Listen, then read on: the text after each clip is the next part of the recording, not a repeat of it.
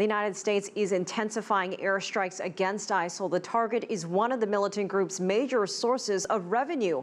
And it highlights a shift in strategy as scores of oil tankers are destroyed. CCTV's Ryntjes reports.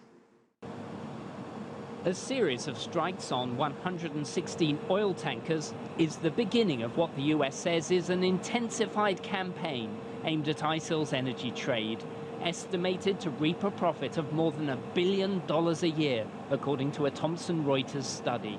So why has it taken so long to target them? There's been discussion about ways to try and go after the infrastructure in such a way that it's less of an opportunity for them to collect revenue.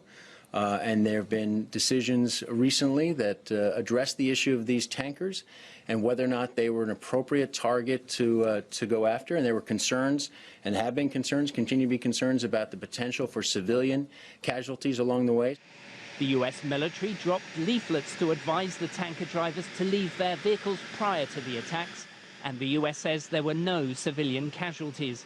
Speaking from Iraq, Army spokesman Colonel Steve Warren admits previous efforts have not achieved very much. And what we found out was that many of our strikes were only minimally effective. We would strike pieces of the oil infrastructure that were easily repaired.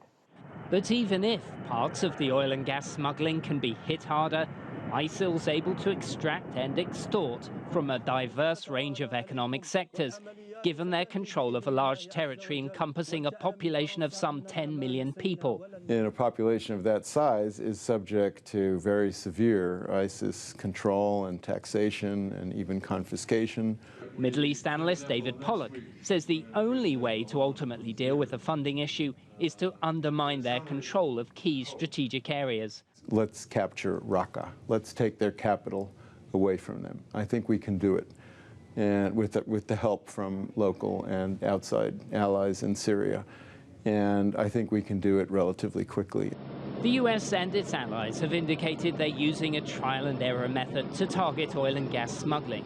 But most experts who've closely examined ISIL financing agree that the group already has excess reserves and can exploit other sectors even if oil revenues decline. Ryntjes, CCTV, Washington.